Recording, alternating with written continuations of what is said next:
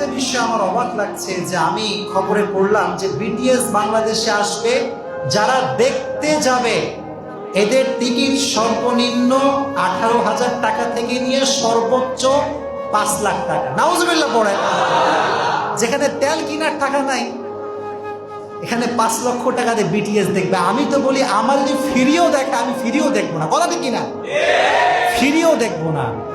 এজন্য আমি একটা বিষয় সবাইকে অ্যালার্ট করছি যে যারা বিটিএস কে দেখতে যাবে এরা কিন্তু বড় বড় ছেলেপেলে নয়, এই যারা 18 কিংবা ইন্টার ফার্স্ট ইয়ার কিংবা সেকেন্ড ইয়ারে পড়ে এই সব যুবক আর মেয়েরা দেখার জন্য পাগল হবে, কথা ঠিক কিনা? এই জন্য আব্বা জান যারা এখানে আছেন, যারা অনলাইনে আমাকে শুনবেন, খুব সাবধান, পকেট সাবধান, মানি ব্যাগ সাবধান, মোবাইল ফোন সাবধান, ব্যাংক অ্যাকাউন্টও সাবধান। কারণ এরা এত বেশি অ্যাডিক্টেড